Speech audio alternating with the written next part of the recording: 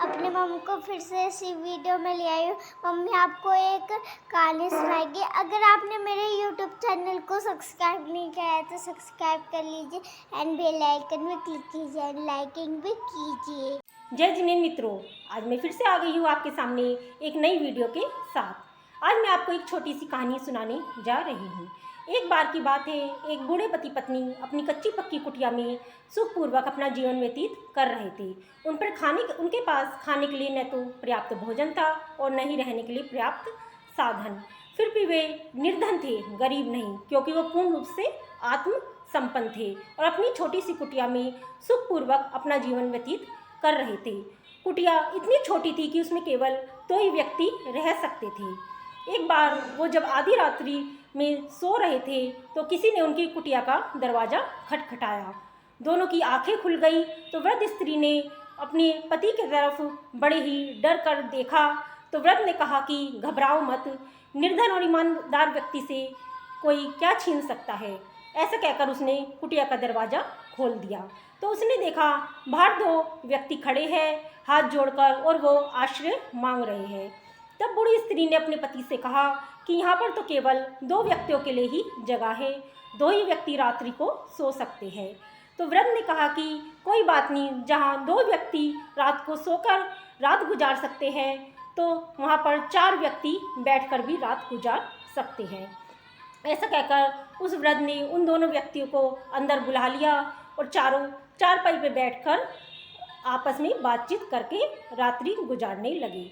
तभी कुछ ही समय व्यतीत हुआ था कि थोड़ी देर बाद किसी ने फिर से कुटिया का दरवाज़ा खटखटाया तो चारों ने एक दूसरे के मुंह को फिर से देखा। जो मेहमान आए हुए थे उन्होंने वृद्ध की तरफ देखा तो वृद्ध ने कहा कि आप डरे मत, मैं देखकर आता हूँ कौन है। तब वृद्ध ने दरवाज़ा खोला तो देखा बाहर 2 व्यक्ति और खड़े हुए हैं। तो जो पहले व्यक्ति आए हुए थे उन्होंने बहुत ही आश्चर्य की निगाहों से वृद्ध की तरफ देखा तो वृद्ध बहुत ही समझदार था, वो समझ गया कि ये मेरी तरफ क्यों देख रहा है। तो उसने कहा कि आप मत घबराओ, यहाँ पर 4 जने बैठकर रात्रि गुजार सकते हैं, वहाँ पर ये हम 6 जने खड़े होकर भी तो रात्रि गुजार सकते हैं। अगर मैं भी आपकी तरह सोचता तो आप इस समय कुटिया के अंदर नहीं बाहर ही खड़े रह जाते। तो ऐसा कहकर उसने उन 2 व्यक्तियों को अंदर बुला लिया और वो 6 के 6 जने खड़े होने की जगह बैठकर ही आपस में सट कर बैठ गए और रात गुजारने लगे। तो वृद्ध ने मुस्कुराकर कहा कि अगर दिल में जगह हो तो कुटिया में जगह अपने आप ही बन जाती है। ऐसा कहकर वो 6 के 6 जने बैठकर रात गुजार ही रहे थे कि थोड़ी देर बाद किसी ने झोपड़ी के दरवाजे पर फिर से धक्का मारा। अब 6 के 6 जने एक दूसरे के मुंह को देखने लगे तो उनमें से एक जने ने बाहर दरार में से झाँक कर देखा तो बाहर एक गधा खड़ा हुआ था। तो फिर उन्होंने कहा, चैन की सांस ली कि चलो कोई और इंसान नहीं है।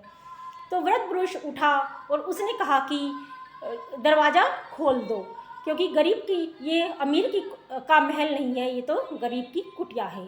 गरीब की कुटिया में तो हर प्राणी के लिए जगह है। ऐसा कहकर उसने गधे को अंदर खड़ा कर दिया और स्वयं पति पत्नी बाहर खड़े होकर रात गुजारने लगे। जब वो दोनों पति पत्नी बाहर खड़े होकर रात गुजार रहे थे तो उन अतिथियों में से एक व्यक्ति ने बाहर आकर बूढ़े पुरुष से पूछा कि आपने ऐसा क्यों किया, गधे को तो अंदर स्थान दे दिया और स्वयं ठंड से भरी रात्रि में बाहर खड़े हो गए हो। तब उस वृद्ध पुरुष ने मुस्कुराकर कहा कि भाई ये गरीब की कुटिया है, कोई अमीर का महल नहीं, क्योंकि गरीब की कुटिया में तो गधे से भी मनुष्य की तरह व्यवहार किया जाता है और अमीर के महल में मनुष्य से भी गधे की तरह व्यवहार किया जाता है।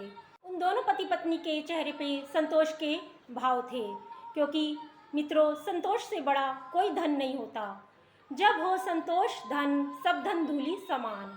तो दोस्तों, जिस व्यक्ति के पास संतोष धन है वो दुनिया का सबसे ही अमीर व्यक्ति है। तो दोस्तों, आज आपको मेरी ये कहानी कैसी लगी आप मेरे को कमेंट करके अवश्य बताइएगा। आप सभी से मेरे हाथ जोड़कर निवेदन है कि आप अधिक से अधिक धर्म लाभ कमाने के लिए मेरे चैनल को सब्सक्राइब कीजिए और शेयर भी कीजिए। चलो मैं आपसे फिर मिलती हूँ एक नई वीडियो के साथ। जय जिनेंद्र मित्रों।